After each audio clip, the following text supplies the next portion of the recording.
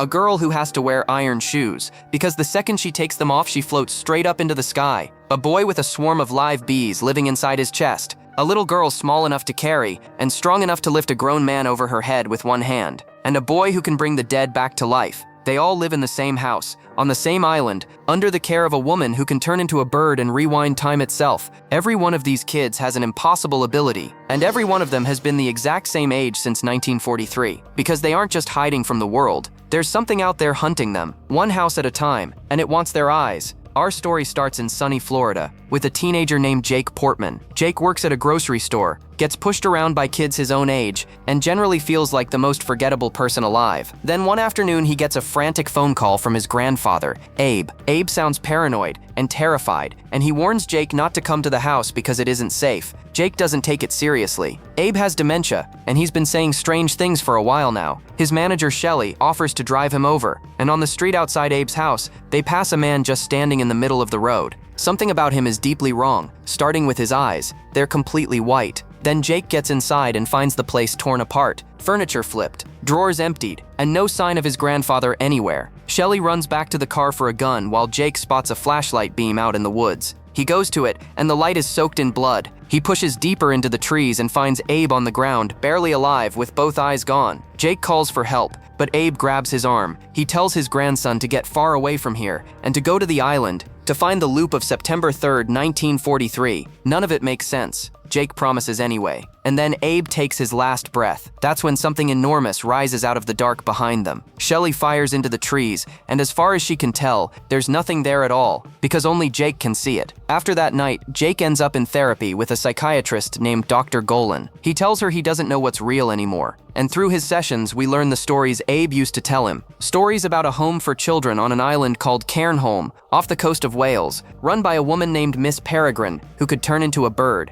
Every kid in that house had some kind of impossible ability, and Abe had photographs to prove it. Jake believed all of it as a little boy. He believed it so completely that he told the whole thing to his class at school, and they laughed him out of the room, so he stopped believing. He accused his grandfather of lying to him, and Abe, hurt but understanding, never brought up that house again. The therapist's conclusion is simple. Jake can't separate his grandfather's fantasies from reality, which is why his mind invented a monster in the woods. Then, at his birthday party, Jake's aunt hands him a book that belonged to Abe. Tucked inside is a postcard from Miss Peregrine herself, welcoming him to visit, with the address of the children's home printed right there. Dr. Golan actually encourages the trip. She thinks seeing the real place will help Jake accept that the stories weren't true, and finally give him closure. So Jake and his father Frank take a ferry out to Cairnholm, and as they cross, a peregrine falcon circles above the boat. The island is gray, foggy, and miserable. They check into an old pub, and Jake talks his dad into letting him go find the house. A couple of local kids take his father's money and point him in the right direction. And when Jake finally sees Miss Peregrine's home, it's a ruin. Burned out, collapsed, abandoned for decades. Back at the pub, a blind man named Augie explains what happened. On September 3rd, 1943, a German bomb landed directly on that house. Nobody inside survived. Not one child, and not Miss Peregrine, which should be the end of it, except the next day, Jake goes back alone. He's picking through the wreckage when he looks up and sees the silhouette of a young woman standing there. She looks at him and calls him Abe. Jake bolts. Other children start appearing in the shadows, watching him. He runs, trips, and blacks out. When he wakes up, he's being carried by a little girl named Bronwyn, who has the strength of 10 grown men. Around her are faces straight out of his grandfather's stories. Emma, who floats unless she's wearing heavy metal shoes. Olive, who can set things on fire with her hands. A pair of masked twins, and Millard, a boy who is completely invisible. They lead him into a cave, and when Jake walks back out the other side, the world has changed. He runs to the pub, and it's packed with strangers in old clothing. Nobody knows him. The locals decide he's a spy and close in on him, and it takes an invisible boy hurling plates and a girl setting the place on fire to get him out of there. That's when it finally lands. Jake has walked into September 3rd, 1943. They take him back to the house, except now it's alive. Bright, warm, covered in flowers,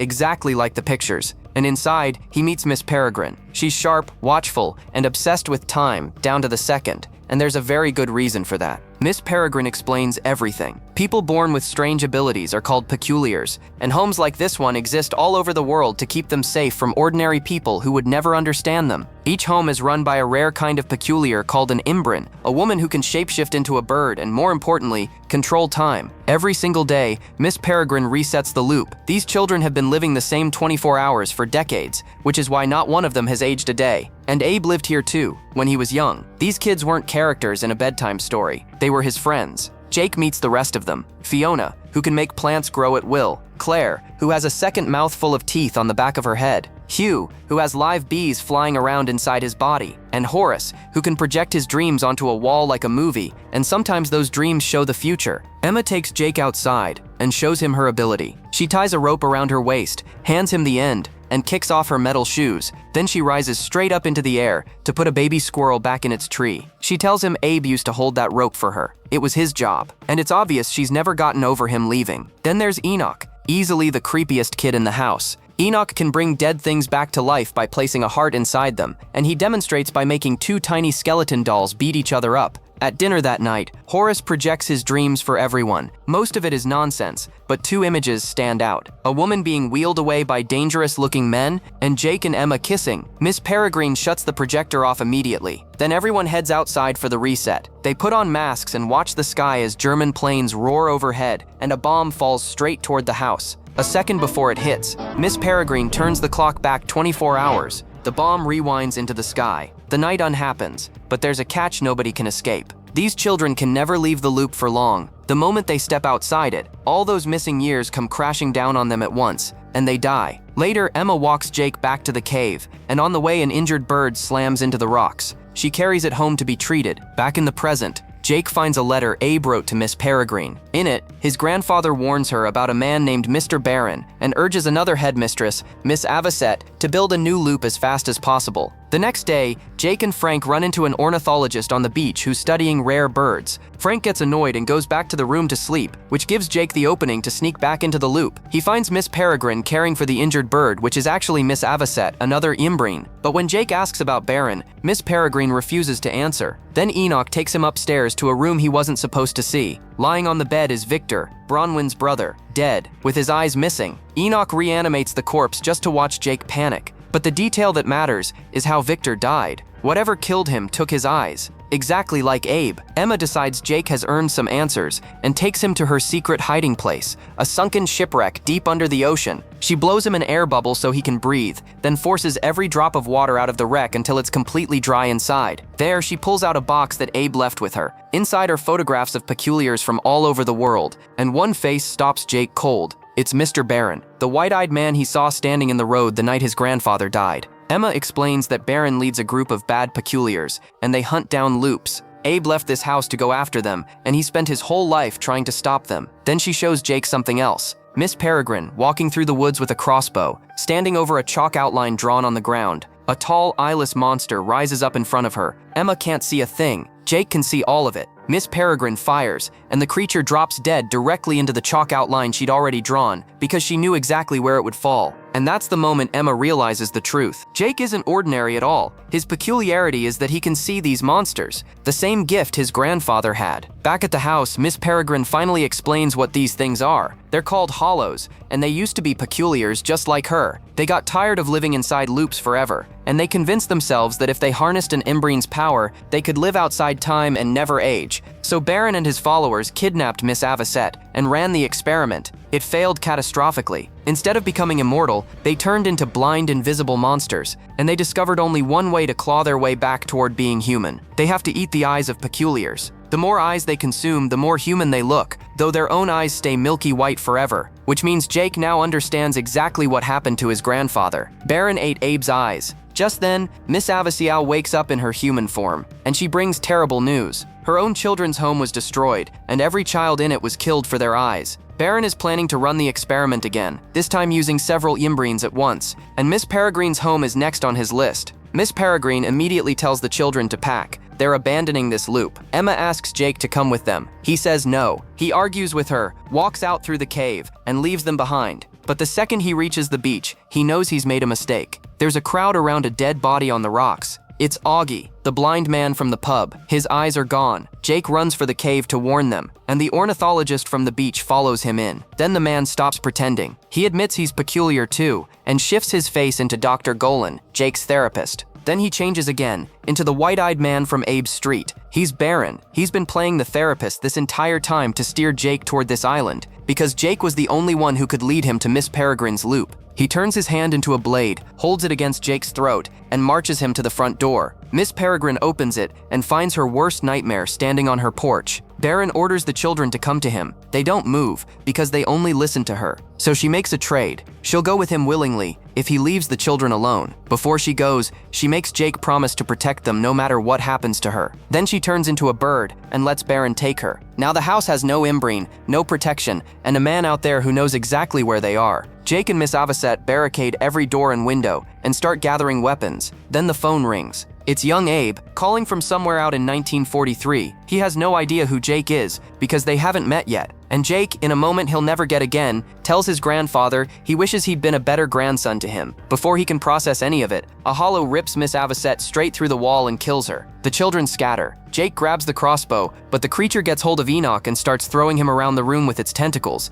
Jake lines up the shots and finally puts a bolt through the monster just before it takes Enoch's eyes. They escape up to the attic, and Fiona forces a tree to grow up the side of the house so they can climb out. But without Miss Peregrine, nobody resets the clock. So for the first time in decades, September 3rd turns into September 4th, and the bomb finally lands. The house is destroyed, the hollow inside it is killed, and the loop closes for good. These kids can never go home again. Down at the beach, they come up with a plan. Working together, they raise Emma's sunken ship right out of the ocean and get it moving. Because Emma has realized something important. Baron is running his experiment in a loop at Blackpool, and that loop was created in January of 2016, which means if they can reach it and kill Baron there, they erase him before he ever gets to Florida. They can stop Abe's death from ever happening. They sail to Blackpool and arrive at a crowded seaside pier, a place none of them have ever seen. Jake and Emma head into the tower where the hollows are gathered around Miss Peregrine and the other captured Imbrins. Their plan is to draw the monsters out into the open, and Emma gets their attention by kicking off her shoes and floating up in front of a crowd of stunned tourists. It works a little too well. She gets tangled in the cable wires with a train bearing down on her, and Jake yanks her free at the last second. The train takes out one of the hollows on impact. Then the fight spills onto the pier, and the peculiars finally get to cut loose. The problem is that nobody except Jake can see what they're fighting, so the children throw snow and cotton candy into the air until it sticks to the monsters and outlines them in broad daylight. Enoch brings a pile of skeletons to life and sends them charging in. Bronwyn tears a horse off a carousel and hurls it into a hollow hard enough to launch it into the water. Ordinary people scream and run as an invisible war breaks out around them. Then the fight moves to the tower. Emma blasts Baron backward with a wall of wind. Hewer releases his bees. Olive throws fire. Bronwyn throws furniture, and Fiona grows vines that wrap around a hollow and strangle it. One of the hollows freezes Bronwyn under a sheet of ice, and when Olive tries to melt her out, the creature turns its power on her instead and freezes her solid. Enoch brings a full-sized elephant to life and crushes the thing. For a moment, it looks like Olive is gone. Then she stirs back to life. The last hollow goes after the youngest kids, and the masked twins simply take off their masks and look at her. She turns to stone where she stands. Jake makes it to the cages and frees the Imbrines. The birds burst out and scatter into the sky to start building new loops for peculiars everywhere, which leaves Jake alone in a room with Baron, and Baron plays his best card. He shifts his shape into a perfect copy of Jake. Emma and Enoch run in and find two identical boys, both insisting they're the real one. They raise a crossbow, completely unable to tell which is which. Then the last hollow walks in behind them. Jake sees it, because that's the one thing Baron can't fake. The monster is drawn to the wrong target. It grabs Baron, tears out his eyes, and kills him. Then Jake puts it down with the crossbow. And with Baron dead in 2016, everything he did afterward comes undone. The children have to return to their own time, so they say goodbye and board the ship back to 1943. Jake stays behind. He flies home to Florida, walks up to his grandfather's house, and finds Abe alive and well, because Baron never made it to that street. Jake tells him everything, and Abe listens to every word without a hint of doubt. Then he gives Jake his birthday present, the Emerson book, stuffed with money for a journey, and he tells his grandson exactly what he needs to hear. Emma is waiting. Go. So Jake travels the world, slipping in and out of loop after loop, across different cities and different years, chasing a ship that keeps moving. And eventually, he finds it, and after everything he crossed to get there, the two of them finally kiss. The peculiars welcome him aboard, and high above them, a peregrine falcon circles the ship, watching over her children as they sail on.